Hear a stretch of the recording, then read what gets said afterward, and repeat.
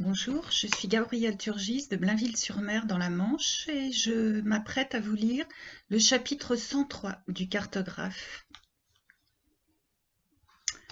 Ah, faites couler dans notre âme le torrent de la grâce divine. Chapitre 103, Ayako Hariya, les trois couronnes. De nouveau le chuintement des traîneaux, le grognement des bêtes de trait, le vol des perdrix, des rennes sur les crêtes, des renards qui fuient, du givre au coin des yeux, des aurores boréales.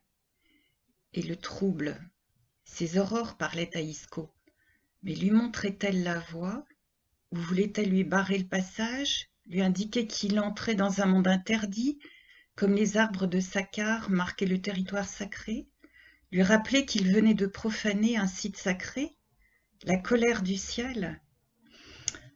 Daria aurait compris, Sakkar aurait compris, mais les autres, Aslak, Ella, et tous les autres, ce décida, ce décampement, ce dévaler encaissé.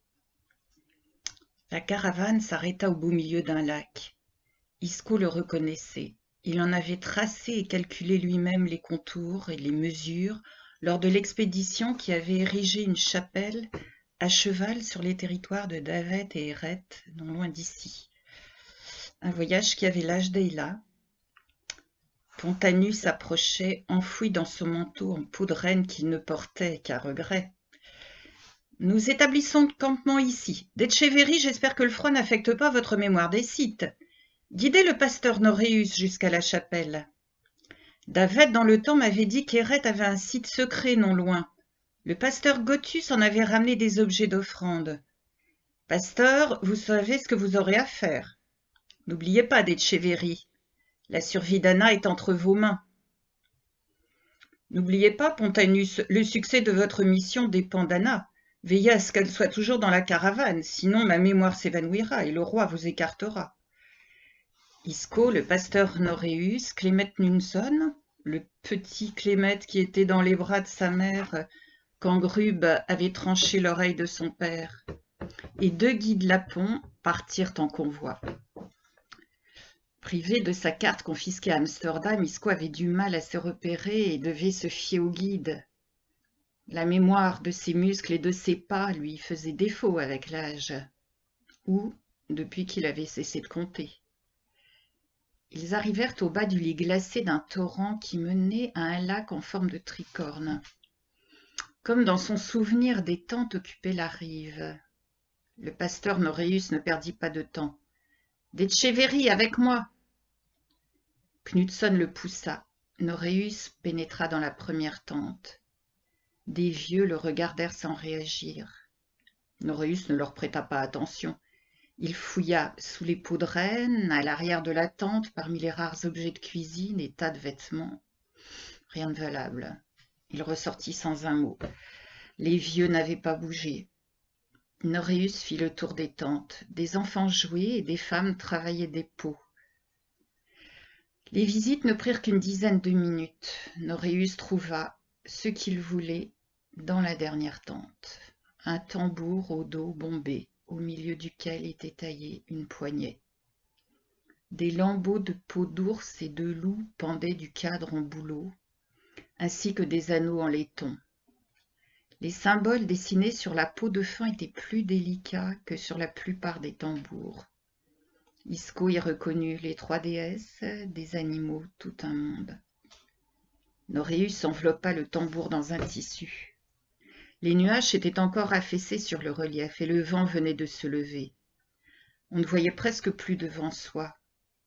Ils reprirent le cours de leur marche, se fiant au guide lapon. Ces derniers avaient l'air apeurés, ils s'arrêtèrent bientôt. « Avancez, nous devons nous presser jusqu'à ce site. » L'un des lapons montra le ciel qui tournait à la tempête. « Le tambour, dit-il. »« Le Noaidi nous envoie un sort, ajouta l'autre. Ils avaient réellement peur. Ils se tenaient en retrait près d'un gros rocher, comme s'ils craignaient qu'un sortilège leur tombe dessus. Clémet Nunson tenait les rênes de devant, mais ne valait pas mieux. Même le pasteur n'avait pas l'air rassuré. « Vous devriez peut-être rendre le tambour, suggéra Isco. Pas question, cria le pasteur avec un ton qui trahissait l'angoisse. Les consignes de l'évêque ne se discutent pas. Tous les tambours, toutes les idoles. Vous pensez qu'en brûlant les tambours, vous gagnerez les lapons à la foi chrétienne? On ne les gagnera sûrement pas en les laissant appeler le diable avec. Et maintenant en route. Et où sont passés les guides? Où sont-ils? Les 2 lapons avaient disparu dans la brume. Knudsen tendit sa lance, prêt à repousser un ennemi invisible. Le pasteur parut perdu. « Conduisez-moi au site, maintenant !» Il était au bord de la panique, mais avait plus peur encore de l'évêque s'il revenait sans avoir trouvé le site d'offrande d'Éreth. « Sans les guides, nous allons nous perdre dans cette brume. Attendons que ça se lève. » « Pas question. Clémette vous épinglera comme un papillon s'il le faut. Le Seigneur me viendra en aide. » Isco regarda autour de lui. On ne voyait pas à plus d'une 40aine de pas. Impossible de repérer les sommets. Ils auraient dû commencer à monter sur une colline. C'était la direction que suivaient les guides. Mais faute de visibilité, il décida de suivre le cours de la rivière gelée. Il serait toujours possible de la remonter en sens inverse si cela ne menait nulle part. Cela ferait toujours du temps de gagner. Il fit un repère en entassant des pierres, puis il se mit en route, suivi par les 2 hommes. Les bruits de la toundra perçaient la brume, le ramenant aux sensations anciennes de la découverte, quand Isco craignait les sortilèges et les simples regards des lapons. Il s'arrêta un instant pour écouter la brume murmurer. Elle étouffait tout.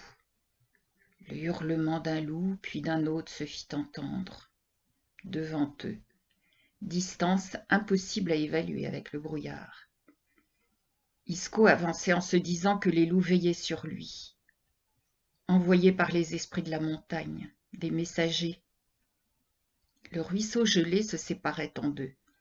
Il suivit celui qui semblait aller à la rencontre des loups, avec le sentiment qu'il n'avait rien à craindre, et que si les loups, attirés par la peur du pasteur, se jetaient sur lui, cela fera un prédateur à 2 pattes de moins.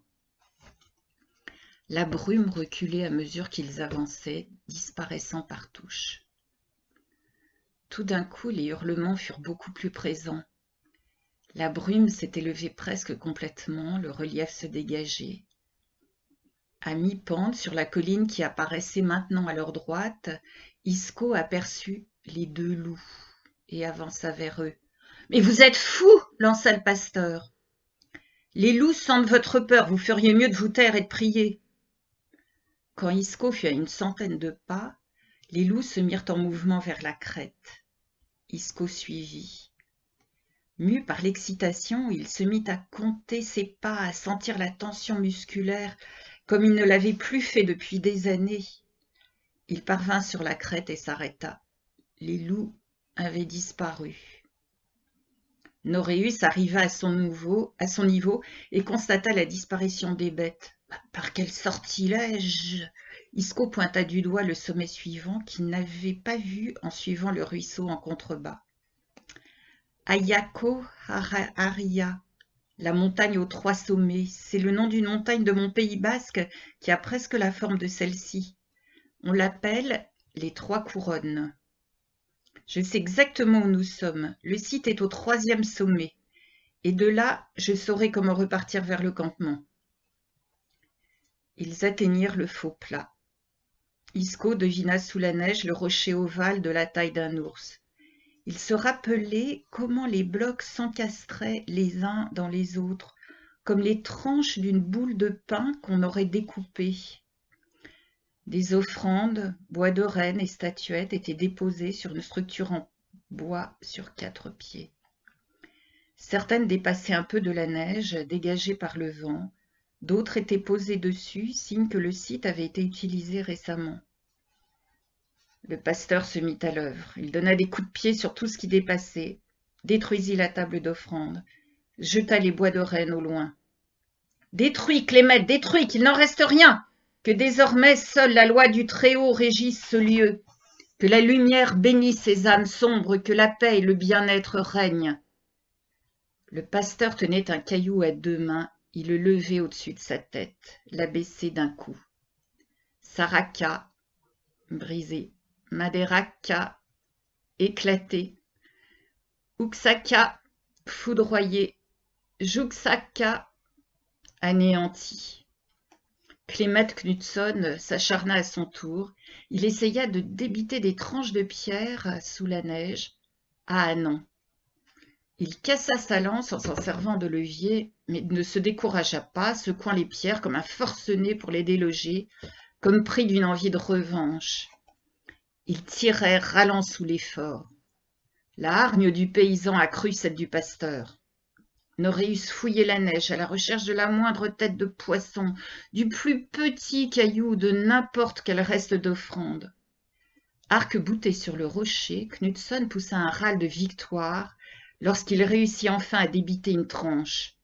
Il la brandit au-dessus de sa tête, arracha un rire dément à Noréus et lança la pierre plate en contrebas, où elle glissa un moment sur la neige glacée avant de s'enfoncer dans un tas de poudreuse.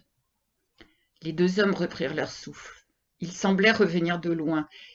Ils se regardèrent presque gênés. « Le diable n'est pas près de revenir, » commenta Isco, sans que Noréus perçoive sa tristesse. Si Isco avait oublié la mesure des pas, l'enchaînement des noms des sommets basques qu'il avait mémorisés dans le temps pour retenir les tracés dans le dédale des vallées et des montagnes lui revenait avec une clarté cristalline. Il avait retrouvé le lac gelé vers l'ouest, là où la Laponie basculait vers la Norvège. Ziburumendi, Oneaga, Berueco-Gaino, les sommets basques défilaient devant lui, et avec eux ses chemins de contrebande, ses courses au nez des douaniers, ses coups de feu et ses éclats de rire. Le pasteur marchait d'un pas léger maintenant. Il entonnait un psaume. Alors viens, sauveur de païens, reconnu comme le fils de la Vierge. Il avait oublié les loups. Knudson tenait toujours son bout de lance fermement, mais il semblait aussi plus détendu quand ils touchèrent le fond de la vallée. Isco retrouva son tas de pierres. Accorde-nous de ne pas seulement te prier du bout des lèvres, mais aide-nous à prier du fond du cœur.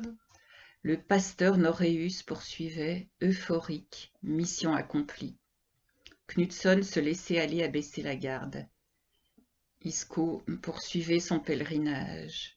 À qui il s'était donné pour nos péchés, le voici ressuscité, et il nous a apporté la vie. C'est à la 3e strophe que l'attaque survint.